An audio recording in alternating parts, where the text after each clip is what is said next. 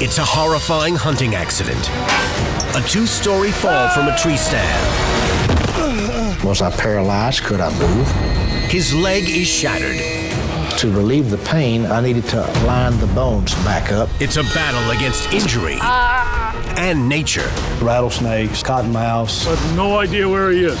A family waits and hopes. I was afraid that he was paralyzed. Forced to rely on his own medical training and an iron will, it's an excruciating fight to survive.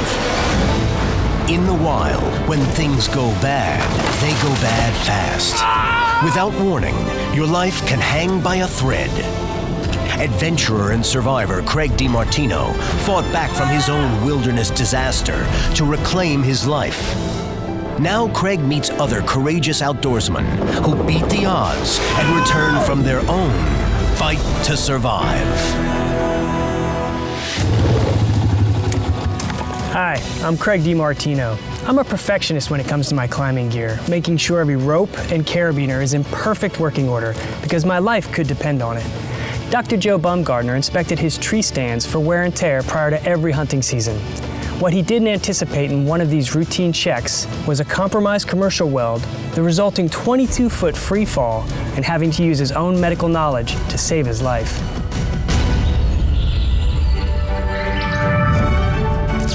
Dr. Joe Baumgardner of Starksville, Mississippi, had been an avid sportsman and hunter for many years. But he discovered his true outdoor passion in 1986. Hey, Dad, look what I got. When his young son showed him a mail-order bow and arrow. Yeah, I just got in the mail today. My 12-year-old son says, Dad, I bought this and I want you to sight it in for me and help me tune it. At the time, I had no idea what tune meant. Joe was a renowned surgeon, and he approached the challenge with his typical precision and dedication. With my compulsive, obsessive, surgical personality, I wanted to learn. So I did, and eventually bought a bow myself. We learned together. We still bow hunt together. It's something we can do one-on-one and have quality time. Joe grew passionate about bow hunting for game, as well as competing in 3D target competitions. Archery is something you can do irrespective of your chronological age, where you're 6 years old or you're 76 years old.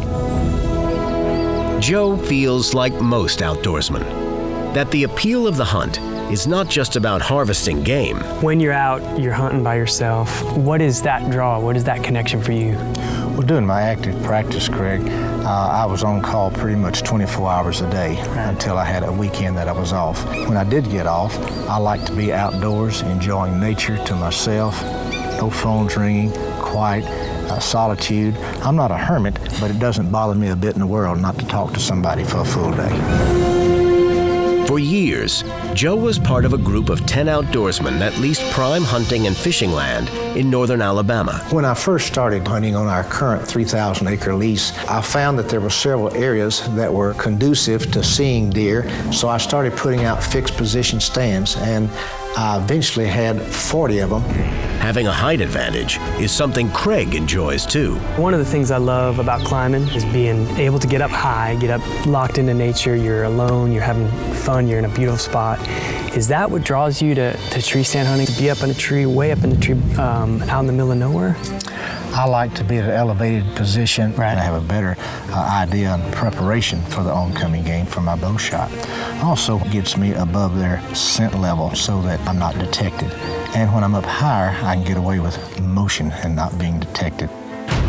As a surgeon, Joe understood the importance of attention to detail, and he applied that same meticulous care to his gear, his weapons, and his tree stands.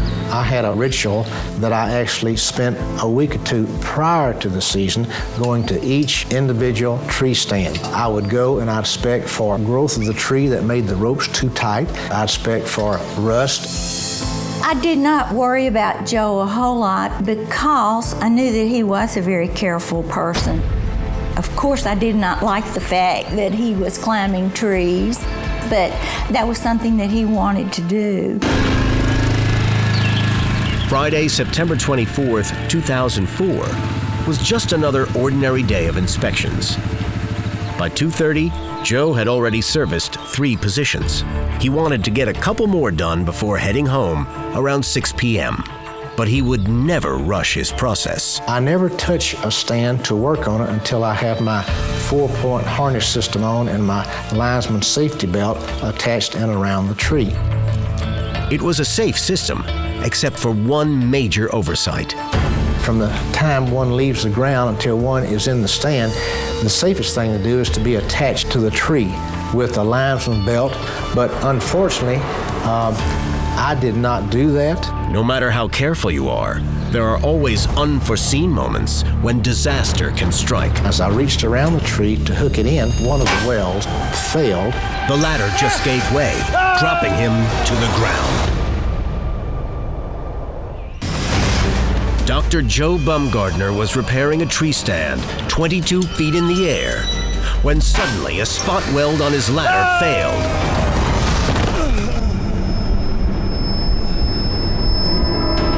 Immediately, his medical training kicked in. After I hit, it didn't completely knock all the air out of me. I didn't lose my breath. It just obviously stunned me. And I took a moment to assess my neurological function. Was I paralyzed? Could I move?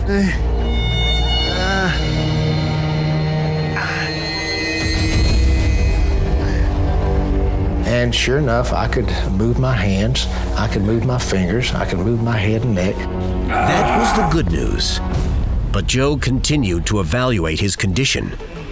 I looked at my feet and my left foot was pointing to the sky. My right foot, however, was parallel to the ground, pointing at 90 degrees to my left foot. So I knew that I had a fracture somewhere. And I found indeed the femur was actually fractured in my right leg. Then the pain kicked in. I started getting nauseated. And a grim reality. And I realized to relieve the pain, I had to realign the fractured bone so that the muscle spasm would be alleviated. A break of this nature could lead to severed arteries and deadly consequences. The bones had to be reset. When my bone femur fractured, it fractured and displaced, such that it had shortened. I needed to get it back in position. It would take all the strength and courage he could muster. I actually was able to take my good foot and put it on the top of my fractured foot and push. As I pushed down, the actual shortened muscles allowed it to line back up. Then it popped into place. Waves of pain and nausea followed the excruciating procedure. Joe fought to maintain consciousness and keep a clear head. He knew his next challenge was to immobilize the shattered limb. He had no first aid supplies, only his tools. I had an extended saw to prune limbs. I had a hacksaw. I had rope. I had a knife. In a feat of remarkable ingenuity, he devised a rig to stabilize his leg. He freed the tree stand ladder. Next, he cut off the protruding pieces. Finally, he sliced 3-foot pieces of rope. He laid the ladder section alongside his leg and used the ropes to bind it to the makeshift splint. He had succeeded in securing his leg, but that wasn't his only medical problem. Lots of other things could be happening. What's going through your head at that point? Absolutely, Craig. I knew the potential dangers of a deacceleration injury when I fall 22 plus feet. A ruptured spleen, lacerated liver, some internal injuries that I was not aware of at the time.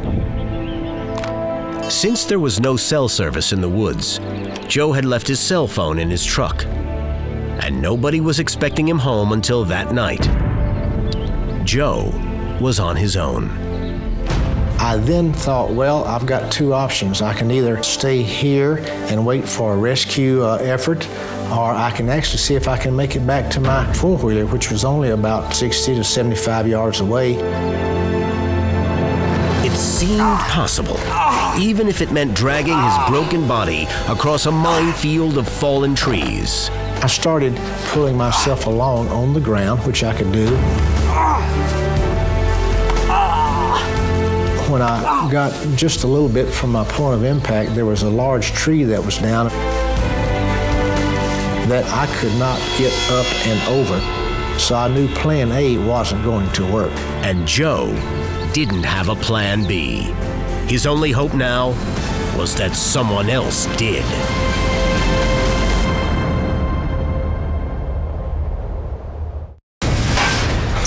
After falling over 20 feet from a tree stand, Dr. Joe Baumgardner, keeping a clear head, used his medical knowledge to stabilize a badly injured leg. Next, he attempted to crawl to his ATV, which was more than half a football field away. When I got to a blocking tree that was down, I realized I could not return to my four-wheeler. So I actually crawled back by pulling myself on the ground back to the actual impact site to hopefully plan B, which would be a rescue effort, to locate me.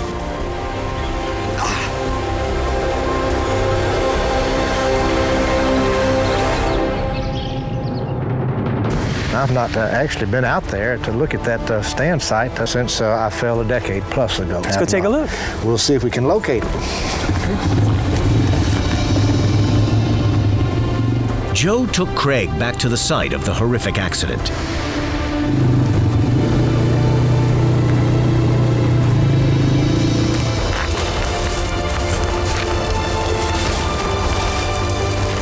This is it, Craig. Wow, it's a long way. There's still some remains here. The tree that was housing my tree stand, it snapped off up there, and here's the actual tree stand. It's still attached to the tree with the chain.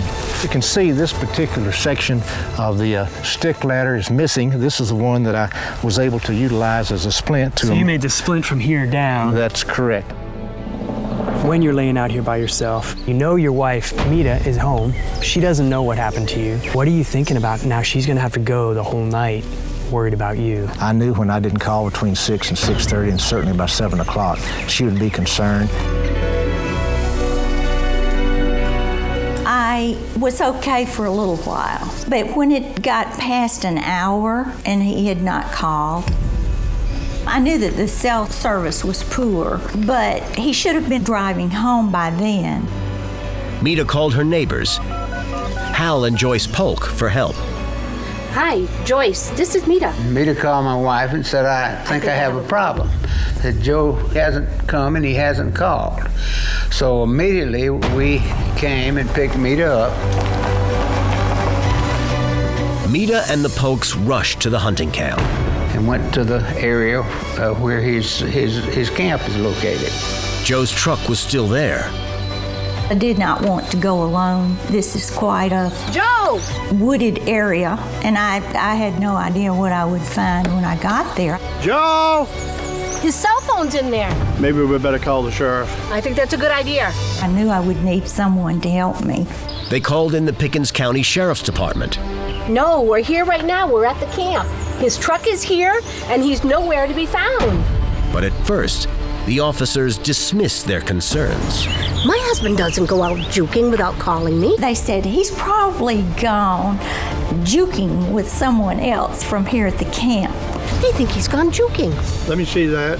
Hal spoke up and said, no, you don't understand. This is not a man who goes juking. There's something wrong. There were people with four-wheelers were there in short order, 15, 20 minutes. All right, we gathered here to go looking for Dr. Joe. We went out this morning to do some tree stand maintenance. Some of the members from the hunting club came. They were familiar, of course, with the property. We're also going to have a helicopter in the air. Every tree stand has to be searched. He might have got hurt on a tree stand. We have no idea where he is. Let's do it. As the hours passed, Joe worried more about his wife's emotional state than his own predicament. When she didn't hear from me, she didn't know the nature of my problem at that time. She didn't know if I was injured, didn't know actually if I was still alive. Then I started thinking about a lot of things. What would happen if I was not rescued? This was going to be my final demise.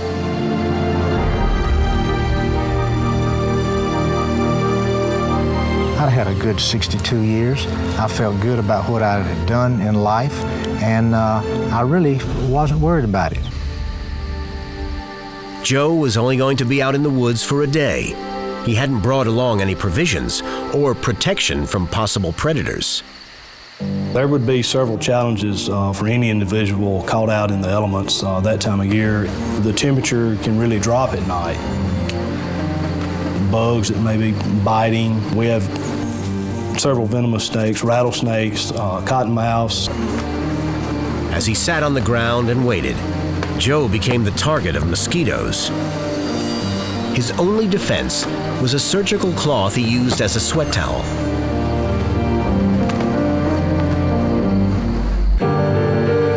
The sheriff called for assistance from the Tuscaloosa County Helicopter Unit. The helicopter we used had an infrared camera, which is a thermal imaging system, so we thought, we'd be able to locate him. Joe saw the chopper pass overhead, but he hadn't brought a flashlight, so he had no way to signal to it. And the dense woods prevented even the infrared camera from spotting him. With not having located Dr. Baumgardner, we kind of gave up till daylight.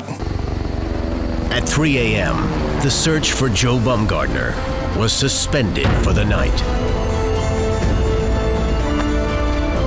I have to admit that I thought the worst that night, that it could not be good. I was afraid that he was paralyzed or deceased. It was a very long, difficult night. It was probably the worst night I've ever had.